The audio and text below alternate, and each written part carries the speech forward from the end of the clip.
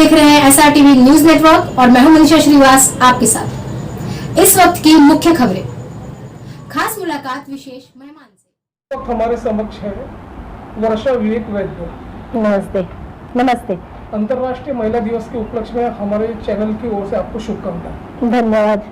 Ma'am, हम आपसे जानना चाहेंगे, आप एक होम लोन काउंसलर है, आपका बिजनेस होम लोन काउंसलर है। हम आपसे ये जानना चाहेंगे कि किस प्रकार के होम लोन जो आप लोगों को मदद करते हैं और उनकी जो भी शिकायतें आती हैं उनको दूर करते हैं, तो किस तरह का आपका कॉन्सेप्ट है, उस बारे में हमारे दर्शकों को आप बताइए। देखिए, अभी मैक्सिमम तो है जो भी मेरा मैक्सिमम जो काम है वो पूरा माउथ पब्लिसिटी का है।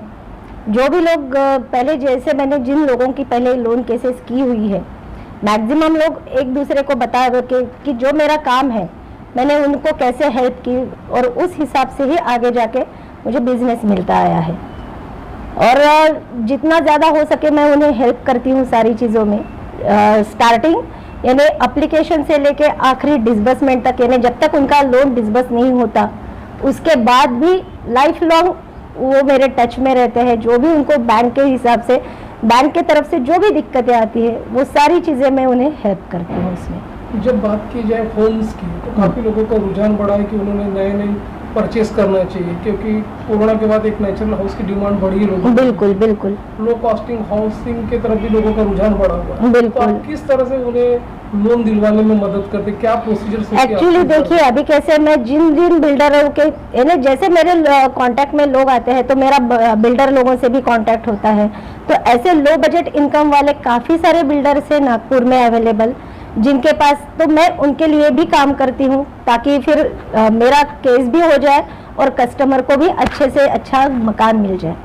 और लो इनकम में है, मैक्सिमम जो है बजट के हिसाब से उनके फ्लैट्स रहते हैं, यानी कस्टमर का बेस कैसा है, उसे क्या रिक्वायरमेंट है, उस हिसाब से हम उन्हें लोन भी प्रोवाइड करते हैं, साथ में प्रॉपर्टी भी प्रोवाइड करते हैं। अमूमन देखा गया है कि कुछ लोग ऐसे भी होते हैं जिनमें एक फेयर फैक्टर रहता है कि मेरा सिविल खराब है, बिल्कुल, प्रोसेस पूरी होंगी कि नहीं। बिल्कुल। तो ऐसे जो डर है, कैसे दूर करें? पहले तो हम लोग सिविल निकाल लेते हैं ताकि उसका क्या इशू है वो वहीं के वहीं सॉर्ट आउट हो जाता है, ना कि आदमी बैंक में जाने के बाद प्रॉब्लम आए। तो पहले सिविल निकाल के हम लोग उसमें जितनी भी क्यूरीज हम लोग सॉर्ट आउट कर सकते हैं वो पहले अपने लेवल पे, ग्राउंड लेवल पे सॉर्ट आउट करते हैं, उसके बाद ही हम लोग आगे बढ़ते हैं।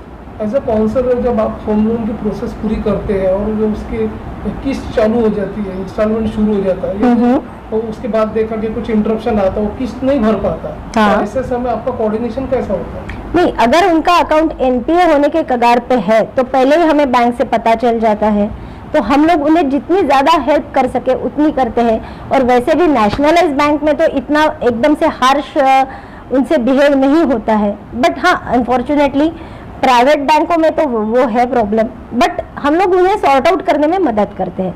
जो भी अगर गोल्ड लोन लेना है उसे, तो वो प्रोवाइड कर सकते हैं बैंक में, या और पर्सनल लोन है तो वो प्रोवाइड कर सकते हैं, ताकि उसे आगे जाके दिक्कत ना आए और उसका अकाउंट NPA ना हो। क्योंकि अगर एक बार अकाउंट NPA हो गया तो उसकी पूरी सिबिल पे उसका असर पड़ता है और आगे जाके उसे लोन भी नहीं मिलता फिर। ऐसे भी बायर्स आपके यहाँ पे आते हैं जो कुछ मॉर्गेज रखना चाहते हैं, हाँ। और वो अलग अलग डिफरेंट बैंक्स को डिमांड भी करते हैं, बिल्कुल। तो आप उन्हें कैसे कन्विंस करते हैं? नहीं, मैं तो मैक्सिमम सारे बैंकों के लिए काम करती हूँ, तो उस हिसाब से पहले ही, जैसे अगर कोई क्लाइंट आता है तो उसका स्ट्रक्चर कैसा है, उसका बैकग्राउंड क्या है, और वो किस प्राइवेट बैंक में, प्राइवेट सेक्टर में काम करता है या गवर्नमेंट सर्वेंट है, वो वहीं पे सॉर्ट आउट हो जाता है। और उसके बाद उसे कहाँ पे फिट करना है वो हम लोग तय करते हैं। क्योंकि अगर समझ लीजिए वो नेशनलाइज बैंक के हिसाब से नहीं, उसके टर्म्स कंडीशंस होंगे या उसके प्रॉपर्टी के डिटेल्स वैसे नहीं होंगे, तो फिर उसे उस कैटेगरी में ना बिठाते हुए और दूसरे बैंक में हमें रेफर करना पड़ता है। ऐसा व्यक्ति जो होम लोन्स लेना चाहता है, नेशनलाइज के बदले प्राइवेट बैंक या कोऑपरेटिव बैंक की डिमांड करता है, तो आपको क्या लगता है कि कहाँ पे फ्लेक्सिबिलिटी ज़्यादा है?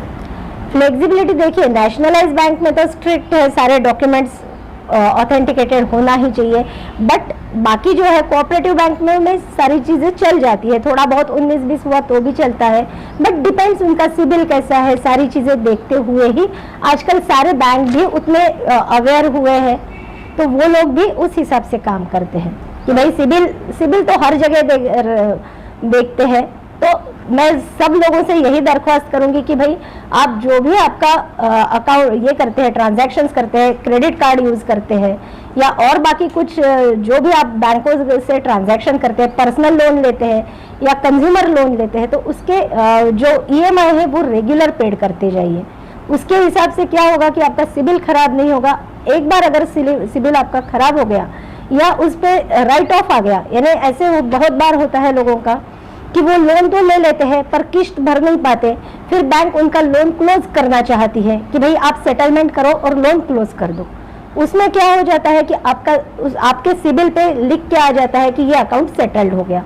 जब अगर सेटलमेंट वर्ड आ गया तो कोई भी बैंक उन्हें खड़ा नहीं करती। तो मैं सब लोगों से यही दरख्वास्त करूंगी कि भाई आप आपका सिबिल के हिसाब से आप आपके दिमाग में रखिए ये कि भाई मेरा कोई भी अकाउंट NPA नहीं होना चाहिए, ना पर्सनल लोन होना चाहिए, ना कंज्यूमर लोन होना चाहिए। छोटे छोटे भी जो हम लोग हमेशा लोन लेते हैं वो हमारा NPA नहीं होना चाहिए। ऐसे अकाउंट होल्डर जो सैलरी, जिनको प्राइवेट सैलरी मिलती है, देखा गया तो जब वो लोन लेने आपके यहाँ आते हैं तो पता चलता है उनके पास RTI नहीं है। तो ऐसे जो लोन है, पार्डन, जिनके पास RTI नहीं है, RTI मींस इनकम टैक्स का कुछ प्रोसीजर, ITR नहीं है, तो ऐसे जब लोग आते हैं आपके यहाँ पे लोन प्रोसेस के लिए तो आप कैसे कन्विंस करते हैं? देखिए ऐसे कैसे है कि बाकी कुछ बैंक है जहाँ पे यानी जैसे अभी HDFC का एक प्रोडक्ट है रिच नाम का, वहाँ पे बैकवर्ड क्लास यानी जिनके पास ITR नहीं है या लोअर इनकम ग्रुप के लोग हैं जो डेली वेजेस पे काम करते हैं या डे टू डे यानी जैसे चाय की टपरी वाला होगा या समोसे बेचने वाला होगा, छोटे छोटे जो हाथ ठेले हैं बेचने वाले हैं, उन लोगों के लिए भी बैंक ने HDFC में ये करके रखी है तरतूब कि भाई हम इन लोगों को प्रोवाइड कर सकते हैं। उनका डेली का ट्रांजैक्शन कितना है, कितना रोज का कमाते हैं, उस हिसाब से, तो उस लोगों के लिए अलग से फैक्टर है। होम लोन के अलावा ऐसे काफ़ी लोग होते हैं जिन्हें एजुकेशन लोन की आवश्यकता होती है या पर्सनल लोन की आवश्यकता होती है, तो उसमें आपका डील कैसा है? नहीं, वो भी हम लोग प्रोवाइड करते हैं।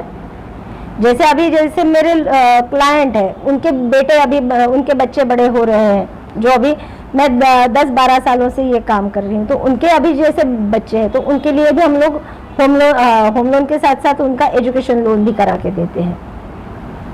आपकी जैसे एक रिनाउंड होम कंसल्टेंसी आपकी सर्विसेज है, तो आप ये बताइए कि आप कौन से सेक्टर्स में आपका डील होता है, उस बारे में? होम लोन के साथ साथ मेरा इंश्योरेंस भी है, लाइफ इंश्योरेंस में भी मैं काम करती हूँ और साथ में होम लोन के साथ हम लोग होम लोन का भी इंश्योरेंस प्रोवाइड करते हैं। ऐसी काफ़ी महिला है जो बचत गट चलाती है, जिनके आर्थिक दृष्टि से कमजोर है, ऐसी जो महिला आपसे संपर्क करना चाहती है और आपकी सेवाएं लेना चाहती है, तो उन्होंने स्पेशली कहाँ पे संपर्क करना चाहिए? आपका ऑफिस कहाँ अवेलेबल है, क्या आपका संपर्क नंबर, उस बारे में बताइए। मेरा ऑफिस है देवनगर स्क्वायर में स्वामी समर्थ कंसल्टेंसी के नाम से और मेरा मोबाइल नंबर है 9730085435। आपको लिंक में पता चल ही जाएगा। और देवनगर यानी ऑरेंज सिटी हॉस्पिटल के आगे वाला स्क्वायर है, वहाँ पे मेरा ऑफिस है। आप कोई भी मुझे कॉल कर सकते हैं, उसमें कोई ये नहीं, मैं कॉल हमेशा आपके कॉल का जवाब देती जाऊंगी। अगर इन केस कभी नहीं उठाया तो मैं उसका रिप्लाई भी दूंगी बाद में। महिला दिवस के उपलक्ष्य में आप एक महिला हो, तो आप महिलाओं को आज के दिन आपका क्या मैसेज होगा? जो भी घर में खाली बैठने वाली औरत है, जो पढ़ने लिखने के बावजूद भी काम नहीं करती, उन्होंने कुछ ना कुछ तो भी काम करना चाहिए, खुद के पैरों के यानी सेल्फ डिपेंडेंट होना चाहिए, ना कि किसी के भरोसे बैठना चाहिए। यही मैं एक आज के दिन में सब महिलाओं को ये करूँ, यानी क्या कहते हैं, उन्हें ये एक संदेश दूंगी कि भाई नहीं, घर में खाली मत बैठिए, कुछ ना कुछ काम कीजिए ताकि आप आपके पैरों पे खड़े होंगे, खुद स्वावलंबी बने, ना कि किसी के भरोसे बैठे। Thank you.